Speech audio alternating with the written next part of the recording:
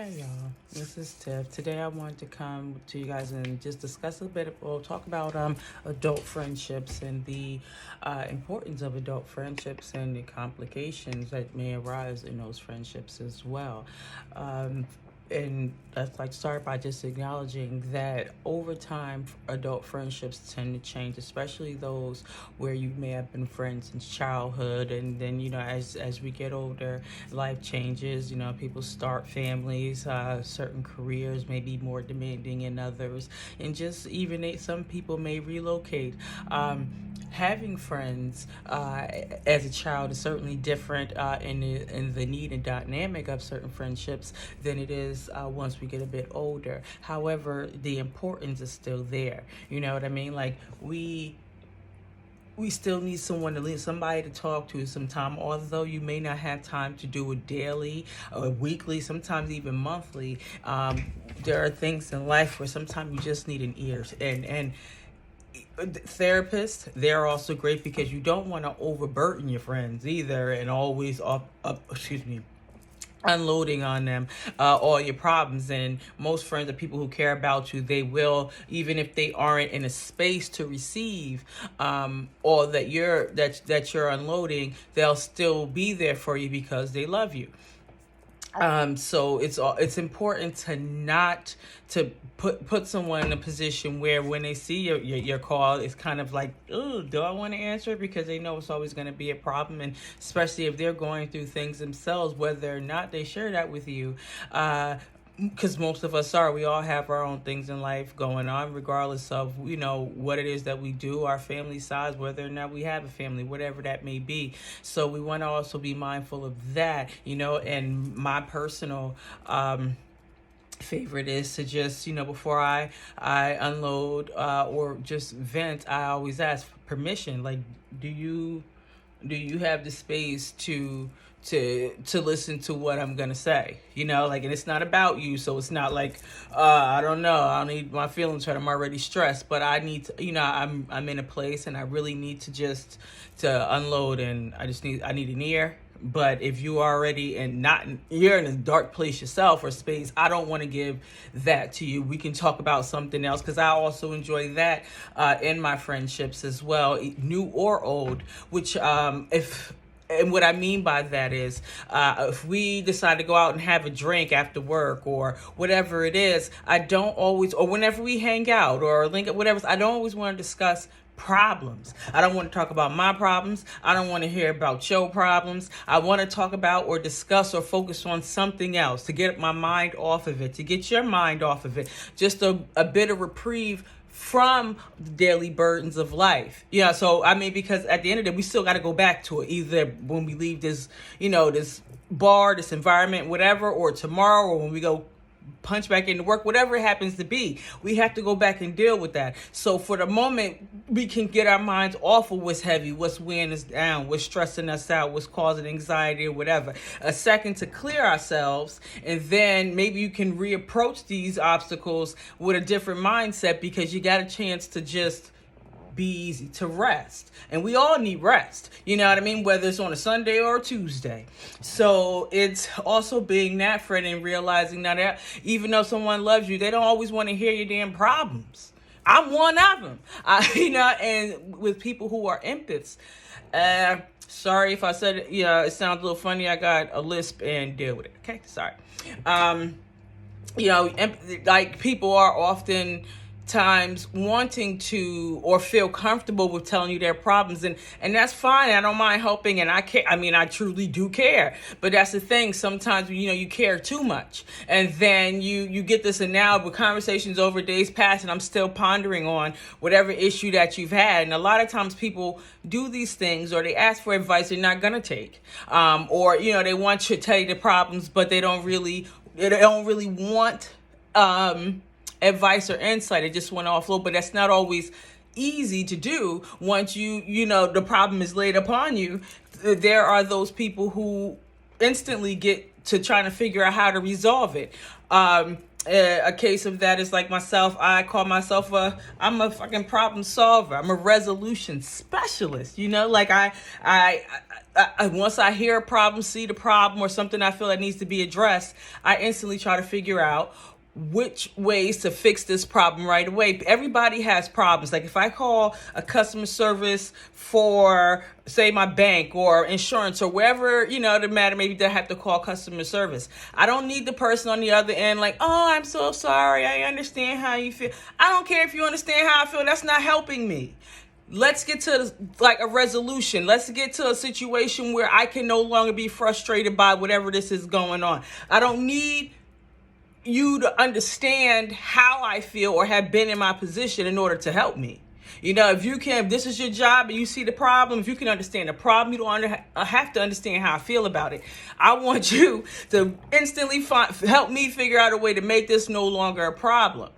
So if someone tells me of an issue, I'm trying to find a problem or resolution if I don't already know what that is or what it could be or have a suggestion for it. Because naturally I don't really want you to continue to have the problem, and I don't want to continue hearing about a problem that we could have resolved. Some things aren't able to be resolved right away, or it takes time. Some things can. And oftentimes those people may overcomplicate things because it doesn't seem as simple if you're actually in it.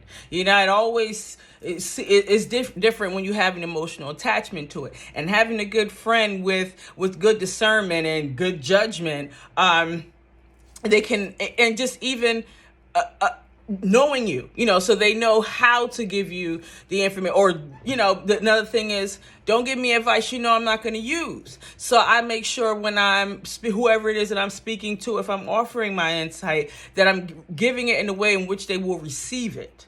Not, so the way I would tell, even like, say, if you're dealing with your children, the way you may tell one kid to do something may be different than another kid because it's just individuals, and it's just is what it is. So the same thing with your friends. If you want them to receive, you have to deal with them in that way. And people change though. So the way maybe you were able to speak to them or address them previously when you guys were growing up or teenagers is not the way you can speak to her as a grown-ass woman over 30. So you also want to make sure that you understand people's boundaries, because that's very important in friendships as well. And that we're all different, and having different friends that are different backgrounds, different beliefs, whatever, I always felt was best, because you get a chance to see things from every angle, not just your perspective or people who've lived a lifestyle similar to yours perspective. So the advice may, usually be about the same, but if you can see things from a 360 perspective, and the only way to do that is to be able to open your mind or perspective to different things. And I've found that I've learned to do that just by being around people who see things differently than I did, which even if I didn't change my point of view, I allowed myself to try to figure out how they came to that. And sometimes it did change my point of view because I was so used to seeing things one way that just based off of my environment and my friends previously and my family and just my experiences, when actually there was not that I was seeing things wrong, or you are, or your friends or whomever. It's just that there are other perspectives that may serve you better. That you didn't know, but once you know better, you can do better. So it's great to have friends, especially in your adult life, whether they're in the same profession as you, whether or not they say income bracket, live in the same, whatever it is, and if you may not see them often, but it's good to have somebody to lean on and we all will at some point, whether it's a loss of a relative, something crazy happened on a job, you just have a depressive moment, you just it can be life be lifing. And it's good to have somebody who loves you anyway, who won't judge you, and who got your back, even if they can't do nothing for you. They'll help hold you up. They'll be that emotional crutch in that time while you finding the energy to keep fighting. So I'm running out of time, so I'm gonna wrap this point up, but I will come back and more on adult friendships and ways that we can possibly foster and nurture them, as well as the importance of meeting new friends. I know a lot of people don't really care for meeting new people for many reasons, but then I want to leave you with this. With your old friends, what's so great about them? Like, think of the things that happened in the past. Are there things that possibly you're only still friends with them because of the duration of time you've been friends with them? It's more like a loyalty thing, or like some type of, like don't get stuck in the history in the past. Just like a bad relationship, just because you've been with somebody for 20 years doesn't mean you need to be with them for 20 more. I'm not saying leave your friends. I'm saying open yourself up to other experiences, new friends. I've met, I can't even tell you, countless new people who've made differences in my life, whether or not they realized it, and helped me grow more into the woman that I hope to be, that I am now. And it took time. It took different people, different perspectives, and many of these people I'm no longer in contact with.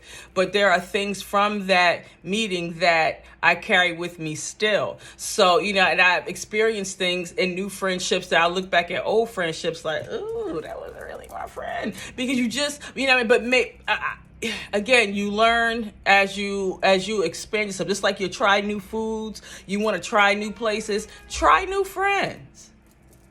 If it doesn't work out, just walk away from it, just like you would do anything else. Like you would do a job you don't like, or a partner you don't like, or a restaurant you don't like. You just don't go back. It doesn't mean you don't try a new restaurant next time you want to go out to get something to eat. You just know not to go back to that one. And it's not the same, because it's not like you even switching lovers. It's not like, oh, if I don't like him, I'm gonna go fuck him tomorrow. It's just, you can move on, and sometimes you can have different types of, if they're not friends, they can be associates, acquaintances. They may be all right, just not somebody you want to spend an overwhelming amount of time with, but it is a good contact, say for business purposes or for things like that. This person is fun, so maybe sometime you might want to go out and hang out in the club. This is who you want to go with. But other than that, you want to keep it on, hey, have a good day, maybe I'll send you a meme here or there, but that's it. And that's okay. We all have, people serve different roles in our lives, and some play bigger roles than others, whether they're friends, relatives, or whatever. You may have an aunt that you see all the time, and an aunt that lives around the corner that you hardly see. People play different roles in our lives, and that's okay. So, your friends can be the same, and not opening yourself up to that.